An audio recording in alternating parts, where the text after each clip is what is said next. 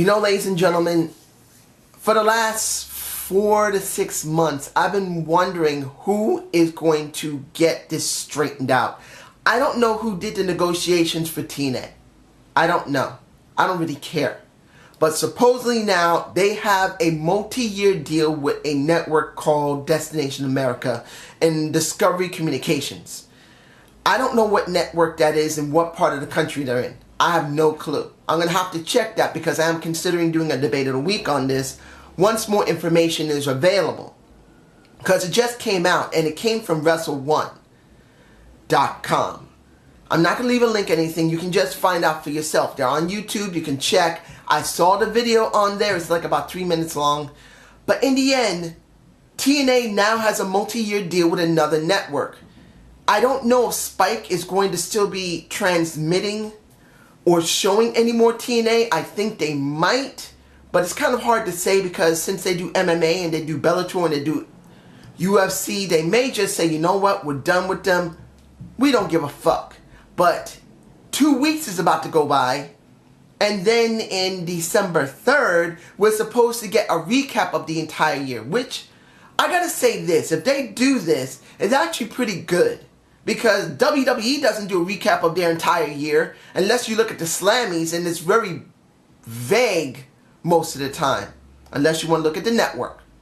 So I am saying this, that seeing a recap of the year might not appeal to everyone, but I gotta say that it's not 100% a bad thing.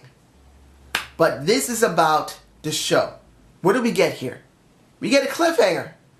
But was it a good cliffhanger going into what I believe TNA will be doing next year? And I'll elaborate on that at the end of this review.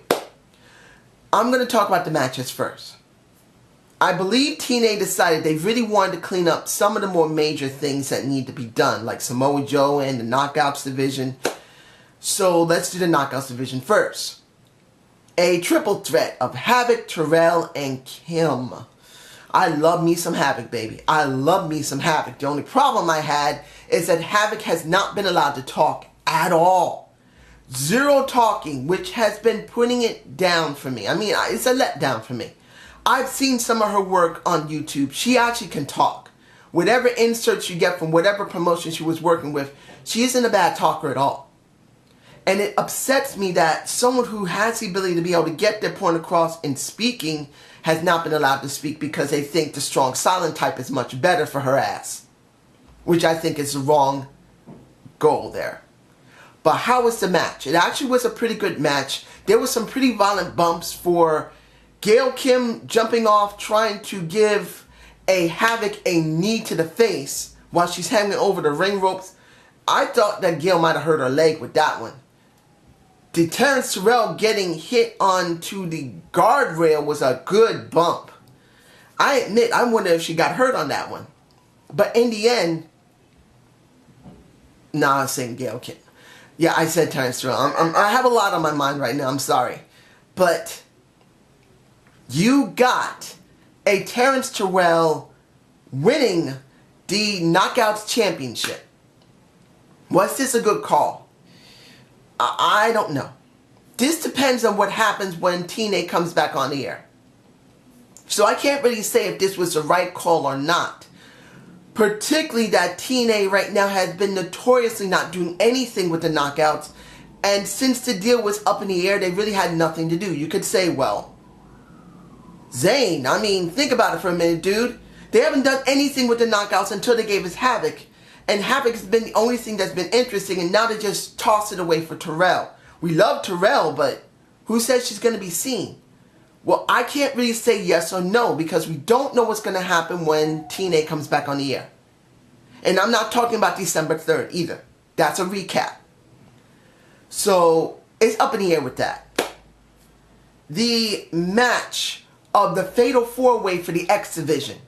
Having a Zema Ion, a Manic, a Tigra Uno, and Low-Ki. I love Low-Ki. I think he's a great talent. The man could be a sports announcer with that voice he has. But in this situation where they've been trying to promote the James Storm as the new evolution of TNA, I believe they made the wrong choice in who won. Now, it was a good match. I did enjoy it. But the problem here is I think Manic should have won it. And I know that's kind of stretching it.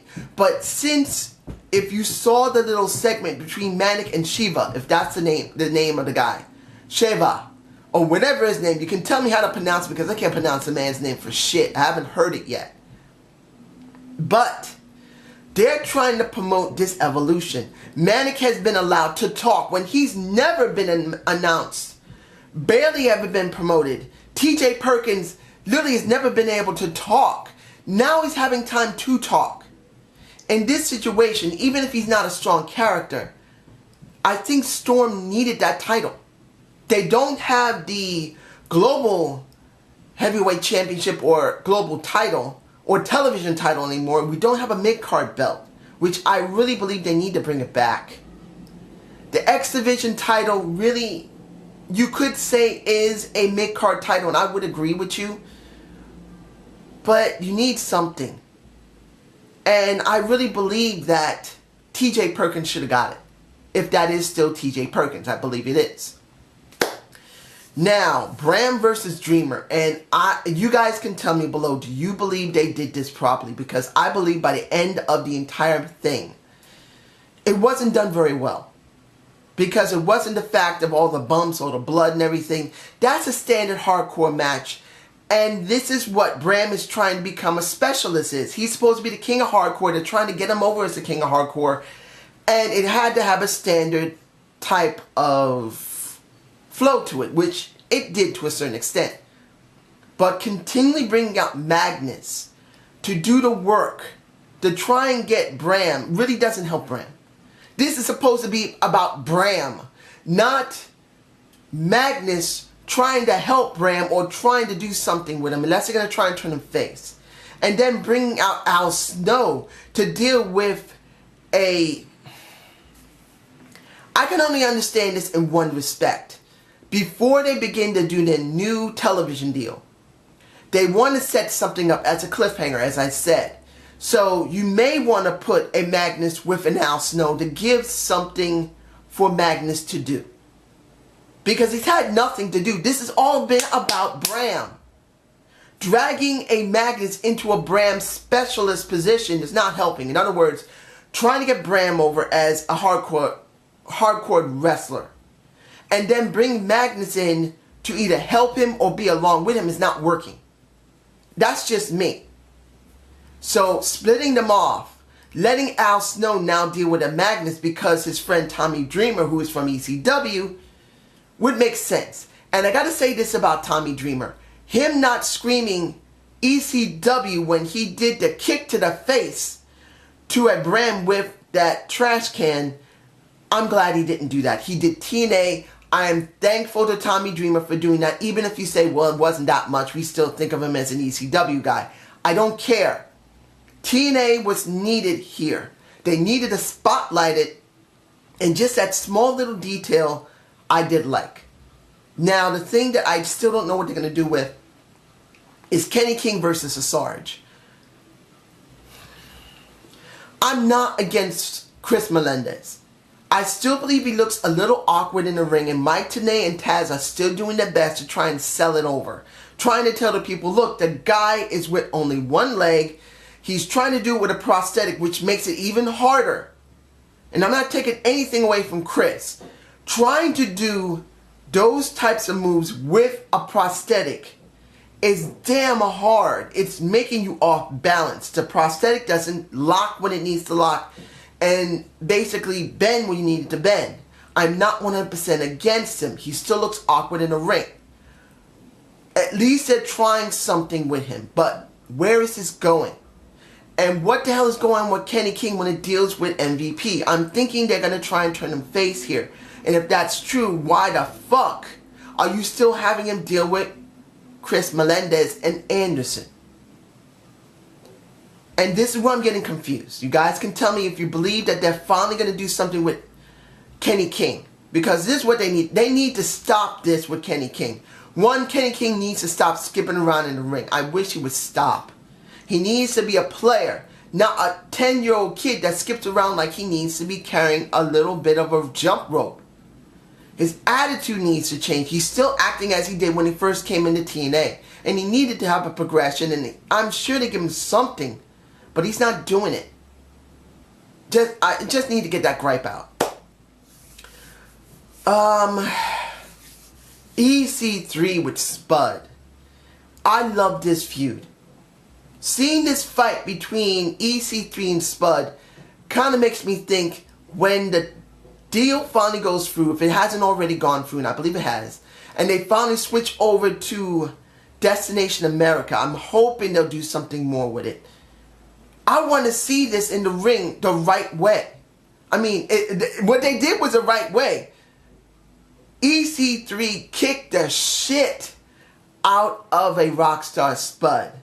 The underdog will eventually rise to the occasion. And I'm going to be doing a debate of the week on Spud next. He's next after this review.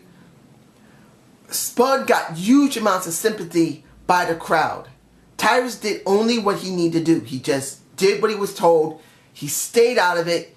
He showed no attitude, which I'm thankful for, because he really needs a revamping of his style. It sucks. And that hurts me to hear that for myself. But the feud isn't over, and I'm glad to see that doing it right. Let the heel be the heel. Let him kick the ass of the face so badly that when the time comes and he finally gets over, and I'm talking about Rockstar Spud, he will be a fucking monster. And that's what I'm looking for. Finally, we have the ending of the show, which had Angle with MVP. Now, this has been a long time coming. This has been building up into it. We know that Kurt Angle was eventually going to have to deal with someone and go back into the ring, and it's going to be MVP. They both were met. They both... The reason I'm botching is because I really enjoy Kurt Angle in his executive manager... executive general manager position. I really enjoyed it. You know why? He doesn't talk a lot. The cheat sheet he had, I loved it. I wish he had continued doing it. He just gave off the feeling of someone who really knew what they were doing. And he didn't need to be seen every single time like a Eric Bischoff, a Hulk Hogan, a Dixie Carter, an MVP. He did it in the right way. And now it's going to be coming to an end, and it's hurting my heart, man. I was enjoying him like this. He could have stayed the executive general manager and not become active again. I'm hoping that this is only temporary. He goes back to the general manager position, but I know it's not going to happen. Was this set up properly? To a certain extent, yes and no, because you combine what happened with Bobby Lashley and Robert Roode, which happened in the beginning of the show, where basically Robert Roode and Bobby Lashley beat the shit out of each other, which I was interested in. I enjoyed it. But in the end, it kind of, what happened with MVP and Kurt Angle became flat, because they really wanted to make this special. What they could have did was break it up between the X Division Championship title match. I mean, the Fatal 4, they could have done it before the Fatal 4-Way, and then Bobby Lashley and Robert Roode could have been afterward. I really believe that would have worked better, because I really feel that MVP and Kurt Angle were dropped very quickly. They just disappeared after the fight had started for themselves, and then what happened afterward with Lashley and Roode. So did this feel like a cliffhanger? To an extent, yes. I want to see what's going to happen with Terrence Terrell. Low-key, I really believe should have never won the title unless they're going to do something later with it. Low-key shouldn't have won the title. It should have been Manic. Graham, it just didn't look right, but I can understand why they wanted to combine two kind of feuds together. They want to do something with Magnus and Al Snow because they want Magnus to do something, I believe. The Knockouts match, it's upsetting to see Havoc done, but you need to do something. And I guess it's been a long time coming for Terrence Terrell. So, I believe that the cliffhanger was somewhat effective. let's just hope that now, and I'm stating this now, I believe that TNA will not start up until January. They're not going to do anything in December 3rd. It's going to be in the beginning of the year of 2015 when we're probably going to see them start working with their new network, which is Destination America. I believe that we're going to finally start seeing more better content then. Let's just hope Destination America will give them more leeway to actually focus instead of having to job so fucking much to spike for Bellator, for MMA, and for UFC. Let's just hope now that that's gone, they'll actually have more leeway. So I hope you enjoyed the Zane View. Please give me a comment below. I will be doing my Rockstar Spud Debate of the Week right after this. Watch out for it. You guys have a good day and have a good night. Peace!